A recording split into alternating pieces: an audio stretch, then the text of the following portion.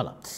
Très engagé sur le plan militaire sur le continent africain, M. Shea Lawson, la Fédération de Russie peut-elle offrir plus au continent sur le plan économique, tel que souhaité par le président Vladimir Poutine?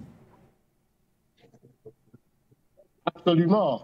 D'abord, il faut, d'entrée de jeu, féliciter Forum Media pour avoir pris les mesures nécessaires d'être présent à cette conférence, je dirais, mondiale, qui est témoin du basculement, du point de bascule historique d'un monde unipolaire vers un monde multipolaire. Et d'avoir pris la parole, donc nous saluons Mme Sike Doumbé pour avoir pris la parole au nom de Forum Media, mais aussi au nom de l'Afrique, et a posé la question fondamentale directement au président Poutine, et qui a répondu avec beaucoup de compétences, beaucoup, je dirais également, de maîtrise, n'est-ce pas, du sujet, et qui a présenté une projection qui, de point de vue économique, répond absolument, je dirais, aux attentes des Africains, en tout cas en termes analytiques, mais aussi en termes prospectifs sur le plan économique. Tout cela démontre la compétence de l'homme. Pourquoi je dis ça? Quand il répondait aux questions, le président Vladimirovitch Poutine a évoqué deux éléments qui sont essentiels. Dans son analyse d'abord de la situation de l'Afrique, il a parlé de démographie. Oui. Et il a même donné, je dirais, le taux de croissance, n'est-ce pas, de la démographie africaine. Ça, c'est ce qu'on appelle un dirigeant. C'est-à-dire qu'il est capable d'être dans la projection, dans la prospective, d'avoir des données qui lui permettent de pouvoir moduler un plan stratégique pour répondre justement à la demande. De ce point de vue, on sent la compétence, on sent que le monsieur maîtrise son sujet. Alors, effectivement, la démographie africaine, qui est un point culminant, l'Afrique aujourd'hui, qui a été dépeuplée, n'est-ce pas, au XVIe siècle, à cause justement de l'esclavage, qui répondait à un système néo-impérialiste qui a besoin de la main-d'œuvre gratuite et qui est venu donc quelque part asphyxier, génocider l'Afrique en prenant tous ces bras valides pour aller construire le nouveau monde, le monde anglo-saxon, le monde européen, et qui par la suite a continué par l'accaparement des ressources à travers donc la colonisation, l'exploitation des ressources, et enfin la néocolonisation, qui est un système qui maintient les Africains dans la pauvreté, le développement et une forme de racisme, n'est-ce pas, d'hierarchisation des lieux et des races. Donc l'Afrique est jetée aux orties, et aujourd'hui, avec ce nouveau point de basculement,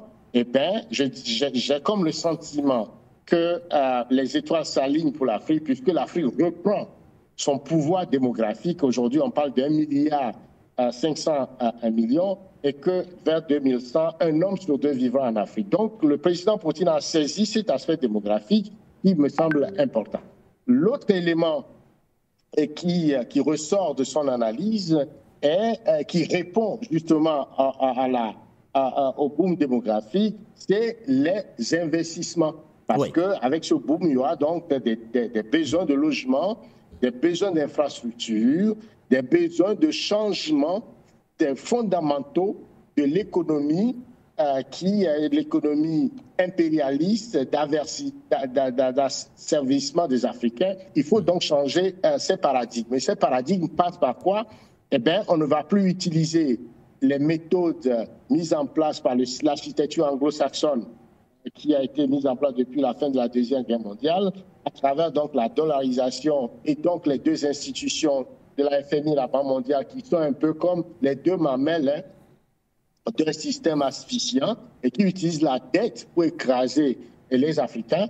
Eh bien, on va sortir donc de ça. Et qu'est-ce qu'il propose? Il propose une plateforme d'investissement, n'est-ce pas? C'est-à-dire d'apporter du capital neuf pour pouvoir répondre à ces besoins infrastructurels et également à ces besoins, n'est-ce pas, d'ingénierie sociale dont l'Afrique a besoin aujourd'hui. Donc, de ce point de vue aussi, il me semble qu'il faut apprécier son analyse. Alors, le troisième élément d'agrégat économique qu'il a ressorti et qui me semble aussi absolument à point, c'est la croissance.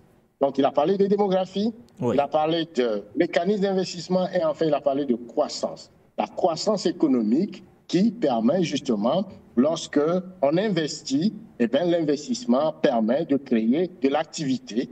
Et cette activité répond aux besoins, n'est-ce pas, des populations, non seulement en termes d'ingénierie sociale, la santé, l'éducation, les routes, les aéroports et tout ça, mais également permet à la jeunesse de lui donner un emploi. Lorsque la population a de l'emploi, donc c'est un revenu, puisque le revenu est la consommation est une fonction du revenu. Plus vous avez de revenus, vous pouvez consommer. Et donc, ça permet aux Africains de pouvoir disposer de ce qu'on appelle un pouvoir d'achat et de sortir de la pauvreté. Et quand ils consomment, eh bien, c'est une façon de pouvoir créer l'offre. Et cette offre-là, une industrialisation de l'Afrique, donc une productivité, une production répondra à cette offre-là. Donc, nous rentrons dans une dynamique économique qu'on n'avait pas vue depuis ces 60 dernières années. Mais que vaut l'offre, que vaut cette offre, M. Chez Loulosson, que vaut cette offre russe? Alors, est-ce que vous me recevez, M. Chez? Est-ce que vous me recevez, M. Chez? Que vaut cette offre russe par rapport aux offres des partenaires conventionnels des pays africains, c'est-à-dire des anciens partenaires qui, pour l'instant, n'ont véritablement pas apporté grand-chose? Sur le plan militaire, l'expertise de la Fédération de Russie n'est plus à démontrer. Mais sur tous ces autres aspects que vous avez évoqués, que vaut cette offre de la Fédération de Russie par rapport aux offres conventionnelles des partenaires, des autres partenaires du continent africain? Oui, tout à fait. C'est-à-dire que, comme je l'ai dit tout à l'heure, nous changeons de matrice, nous changeons de paradigme. Nous étions dans un paradigme d'exploitation, n'est-ce pas, d'abord des ressources humaines, à travers donc, voilà, depuis 500 ans, 600 ans, à travers l'esclavage et le travail forcé, donc la main-d'œuvre gratuite africaine, les cerveaux africains qui sont pris pour travailler en Occident. Et le deuxième élément de cette exploitation, c'est nos ressources qui sont pratiquement gratuites, qu'on vient chercher en imposant des dirigeants, donc des modèles politiques assez destructeurs, n'est-ce pas, de la capacité de développement du continent. Tout ça nourrit un Occident, nourrit le capitalisme occidental.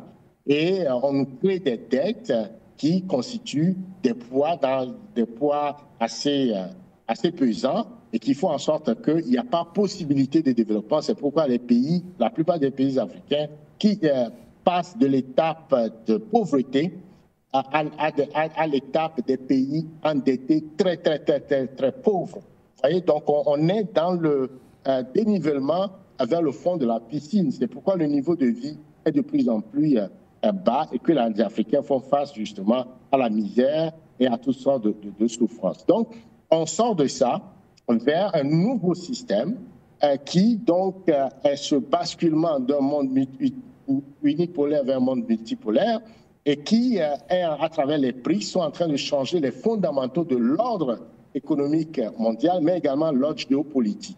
Aujourd'hui, ce BRICS plus, aujourd'hui, dispose des outils, n'est-ce pas, que les États-Unis ou les Anglo-Saxons avaient dans les mains.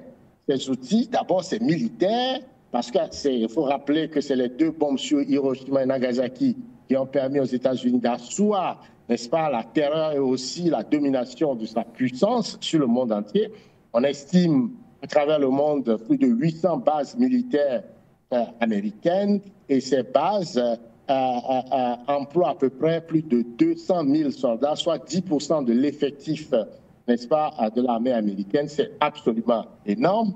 Voyez, et ces bases, justement, permettent non seulement de faire pression sur les États, de s'assurer que les ressources stratégiques soient à leur disposition, mais aussi de déstabiliser ou encore de pouvoir appliquer des embargos ou des sanctions économiques. Donc, c'est au service de l'hégémonie américaine. Le deuxième élément, c'est la monnaie, donc le dollar.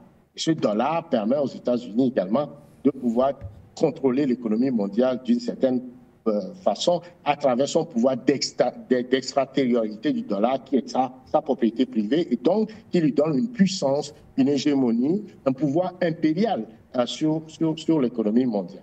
Alors, quand on fait le comparatif avec les BRICS disposent également de cette puissance militaire qui sont aujourd'hui la Russie a démontré à travers sa résilience, sa capacité militaire à travers donc la guerre en Ukraine, où il fait face à l'ensemble des États de l'OTAN, qui fait une victoire, qui assure en tout cas sa capacité de résilience, de résistance, assure sa victoire militaire. Sur le plan, les autres pays, l'Inde dispose de la bombe atomique, la Chine dispose de la bombe atomique. Donc vous comprenez que la dissuasion militaire, la dissuasion nucléaire est du côté également, ce paramètre est du côté également des BRICS. L'autre élément important, c'est que les BRICS disposent aujourd'hui en termes économiques et donc quand on fait un comparatif, on voit que les BRICS aujourd'hui produisent 37,6%, n'est-ce pas, de la production mondiale. Donc en termes de production, comparé au G7, c'est à peu près 28,2%. Donc c'est aujourd'hui les BRICS qui sont l'usine, l'entreprise de production de la richesse mondiale. Donc le curseur s'est déplacé du côté des BRICS et quand on compare les populations, 41% de la population mondiale est du côté des BRICS comparé, n'est-ce pas, à 10% seulement du côté du G7. Donc l'Occident est en train de perdre cette course de vitesse, cette hégémonie qu'il s'est donnée depuis ces 80 ans et donc il change fondamentalement les paradigmes du jeu.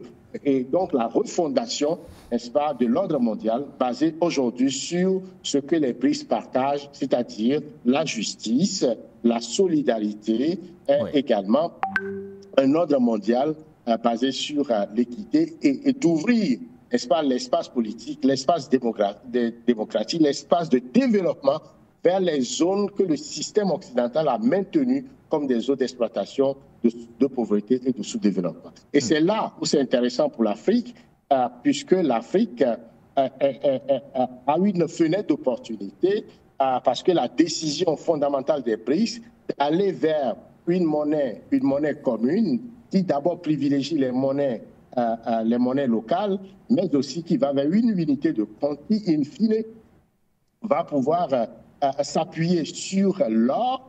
Donc, on revient aux fondamentaux, à l'actif, n'est-ce pas, qui donne la valeur, la réserve de valeur à la monnaie, à l'or. Maintenant, il se fait que l'Afrique dispose de 40% de la quantité d'or mondiale. Donc, l'Afrique a une carte à jouer. L'Afrique ne peut plus être juste ce continent où on vient extraire, n'est-ce pas, le minerai précieux pour aller garantir la monnaie ailleurs. Mais l'Afrique, donc, doit alors revoir aussi son plan économique, son plan stratégique au niveau de l'unité du continent politiquement pour aller vers donc une monnaie commune, une Afrique unie politiquement pour pouvoir tirer son épingle du jeu en termes justement de cette nouvelle monnaie qui va aider, en tout cas qui va permettre dans ce changement nouveau de paradigme de pouvoir garantir cette monnaie internationale des BRICS. L'autre élément important, c'est les ressources. Pour sortir, mon collègue l'a dit tout à l'heure, l'Afrique dispose des ressources les plus importantes au monde. 40% de quantité d'or, nous l'avons dit, 80% de cobalt, 60% de coltan, 55% d'uranium, tout ça, 33% de diamant.